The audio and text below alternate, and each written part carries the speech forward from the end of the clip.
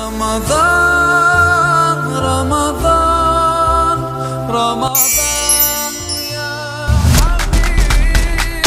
Assalamualaikum warahmatullahi wabarakatuh. Selamat pagi para seluruh sahabat religi, baik yang ada di studio maupun yang ada dimanapun Anda berada di Sahabat Nusantara. Kembali kami dari Kantor Pusana Kabupaten Bogor di acara Joyful Ramadan. Hari ini kita akan bincang-bincang dengan dua narasumber terkait dengan hari-hari mendekati sholat Idul Fitri. Kayaknya menarik sekali nih. Selama ini kita hanya terdengar takbir, paginya berangkat sholat kan gitu ya. Pada dari mana asal usulnya, bagaimana kemudian kaifiatnya dan seterusnya, kita akan bincang-bincang dimulai dari barangkali di sebelah kanan dulu dengan Ustadz Ali Gufron. Monggo. Baiklah, sholat id. Sholat id sebelumnya kita akan mendefinisikan tentang id. Laisa id bilubsil jadid, walakin id bitaati yazid. Yakni hari raya itu bukanlah kita yang memakai pakaian-pakaian yang baru, walakin id bitaati yazid. Dengan ketaatan kita yang bertambah, maka itu dinamakan id atau Idul Fitri. Ya, terima kasih. Kita akan bahas tentang sholat id.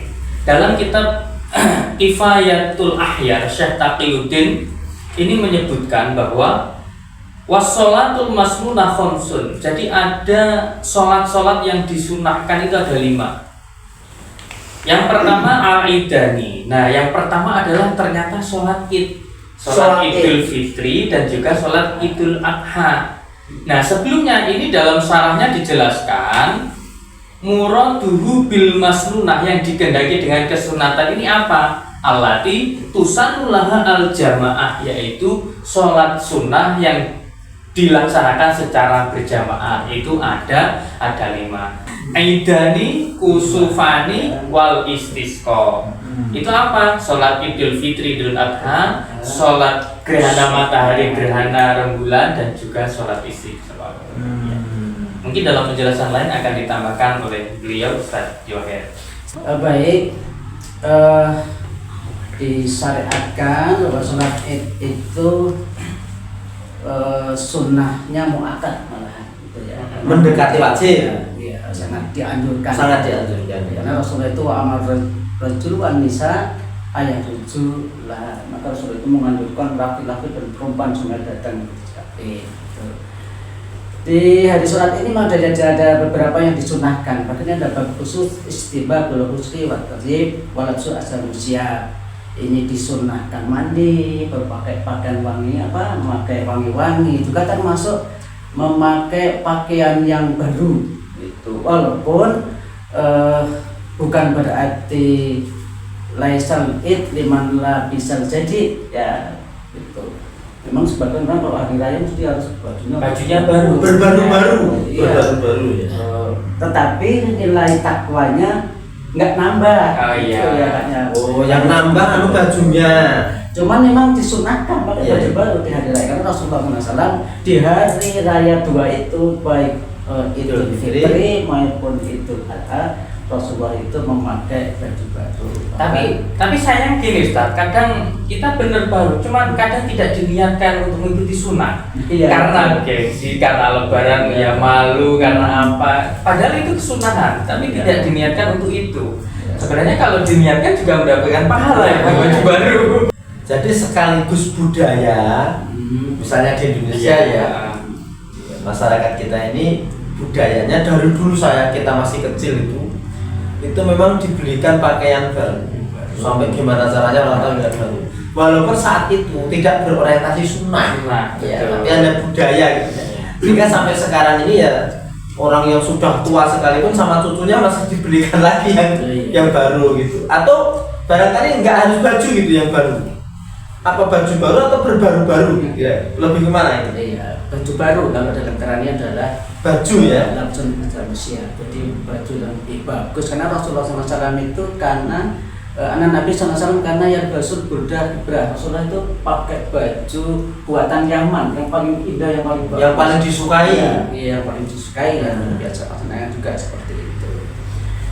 Itu yang berkaitannya dengan Id gitu Ya. Suasana Id ya. Catatannya baju itu kan sunahnya untuk melakukan sholat idnya ya. Sholat Id. Sholat idnya ya. baik sholat Idul Fitri maupun Idul Adha. Ya. Tuh ya. Oh berarti gini, kalau uangnya pas-pasan itu tidak untuk beli celana. Ya toh, kalau duitnya banyak beli baju dulu baru celana. Kalau duitnya pas-pasan Baju baju aja gitu. Nah, bagi mereka yang kebetulan lagi dalam keadaan sempit dan bisa beli baju yang kemarin nggak apa-apa. Tapi yang paling bagus, Yang paling Yang bagus di antara sak lemari itu Iya. dia yang paling bagus. Oh, oke. Menarik sekali Ustaz, menarik sekali. Ini jarang dipahami secara nilai kesunahannya, tapi hanya sebuah budaya gitu. Mungkin ada lagi terkait dengan sholat Id. Baik, ada. Bagaimana kalau sholat Id itu terjadi di hari Jumat? Saya Sabik memberikan penjelasan secara khusus istilah Jumati wal Id fi yaumin wahidin. Bagaimana kalau terjadi atau mungkin besok bisa terjadi sholat Idnya di hari Jumat. Iya, Gitu. lebarannya hari Jumat ya. Kata saya Sabik, idza stama al Jumat wal Id fi yaumin wahidin saqat al Jum'ah. Kalau sholat Id itu berbarengan dengan hari Jumat, itu kalau dari mereka yang sholat Id boleh tidak Jumat. Terus ya, maka saqat al Jum'ah. Qata al-Jumat menurut Syekh Zabid ya, pemirsa Syekh Zabid. Ada pendapat lain barangkali dari ulama yang cukup kontemporer gitu barangkali. Ya. Baik, saya lanjutkan dulu keterangannya. Ya. Sholat Nabi Sallallahu Alaihi Wasallam sumar rakhasa fil Jumat. Nabi Sallallahu Alaihi Wasallam itu sholat Id kemudian memberi keringanan di Jumatnya. Wa man sa'a ayu sholat falyashol. Bagi mereka yang mau sholat. Kemudian rawahu al-khamsah diriwayatkan oleh Ahmad termasuk dari Ibnu Huzaimah wal Hakim ini ya. Bagi yang mau sholat sholat, tapi bagi seorang imam ya, bagi seorang imam itu harus melaksanakannya. Siapa tahu nanti Ada jamaah yang ikut sholat Jumat. nah, ini terutama sholat Idul Adha. Nah, kalau Idul Adha pas hari Jumat gitu ya.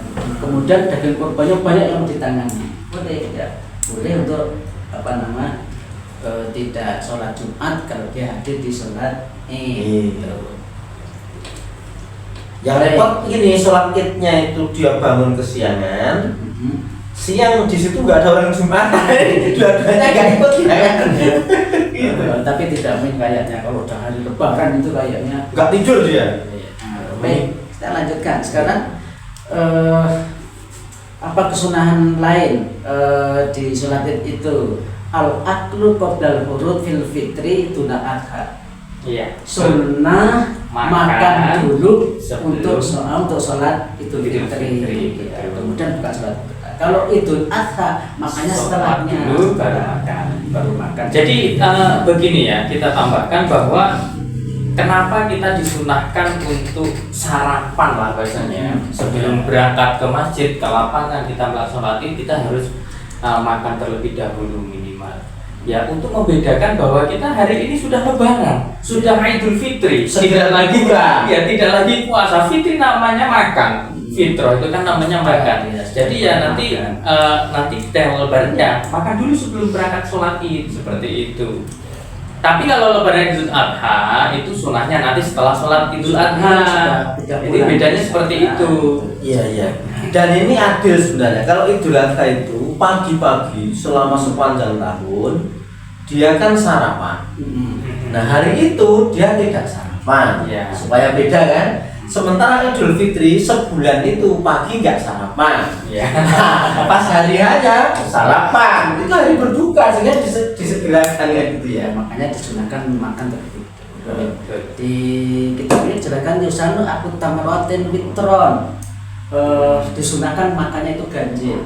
Ya. Tapi bukan berarti kalau pakai piring ini kan kurma. Kalau ini Kurma, ya, juga kurma. Cuman kalau Kalau nasi itu bukan 7 beras. suap, 9 suap. bukan berarti 3 piring. Nanti kalau sisa 8 itu mau habis dibagi Iya. 2. Gitu, sehingga bisa 9 suap. Nah, ini yang dibiasakan oleh Rasulullah SAW seperti itu.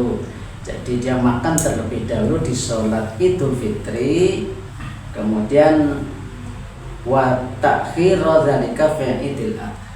Jadi kalau Idul Adha itu bahkan pelaksanaan sholatnya itu juga berbeda. Kalau sholat Idul Adha itu lebih pagi, Ya. kemudian kalau Idul Fitri bisa agak siang. Maka di aturan itu Qadrarul mukhid. iya 3 penggalah itu. Nah kalau Idul Adha sepenggalah. Kenapa? Karena setelah sholat Idul Adha kan terus ada ibadah lagi kurban. Memang Betul. di beberapa. Dan ini juga beda ya, masalah takbir juga beda ya. Iya, betul. Maksudnya takbiran ya Allahu Akbar, Allahu Akbar itu beda. Iya, betul. Ketika hari raya Idul Fitri, maka kesunahan membaca takbir tahmid itu sejak maghrib malam 1 Syawal ya, malam 1 Syawal sampai nanti pelaksanaan sholat Id. Setelah sholat Id tidak lagi disunahkan takbiran kalau Idul Fitri, baik itu di luar setelah sholat atau tidak setelah sholat.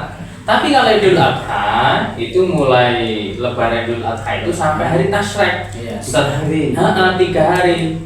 3 hari setelah sholat fardu disunahkan baca itu juga. Itu perbedaannya. Dan ini sudah sudah malam takbir sudah, harinya siang paginya sudah berangkatnya setelah sunnah seperti itu, pakaiannya makan dulu tidak makan dulu ya, kemudian sholat sudah. Nah sekarang pulangnya ada sunnah lagi ya. Baik, ada mu'alafatul thariq, ada kesunahan itu iya. membedai berangkat Dan ke masjid gitu ya. Berangkatnya jalan A, pulangnya jalan B ya. dengan jalan yang berbeda. Nah, Pak, sahabat ahlul ilmi ila istiqrabil habi ila salatil id fitorikati waktu itorikot akhar. Jadi berangkatnya itu di jalan yang berbeda, itu sunnah gitu ya. Kalau ini berangkat dari lorong mana misalnya, kalau kita kan banyak lorong, pagi kita berangkat dari lorong RT 1 misalnya kalau menuju masjidnya, kalau masih ada lorong lain pulangnya lorong yang lain. Dan memang pernah sih Rasulullah pulang balik di satu jalan juga pernah. Gitu ya. Baiklah, terima kasih Ustadz Ali Gufron, Ustadz Zuhair yang hari ini menemani kami, menemani pemirsa, menemani sahabat religi Nusantara, yang ini bagian daripada aktivitas kita selama Ramadan, yakni Jahiful Ramadan melalui Kementerian Agama Kabupaten Tengah di kantor Usaha Agama Kecamatan. Kecamatan. Kita ucapkan salam dengan seluruh pemirsa. Assalamualaikum warahmatullahi wabarakatuh.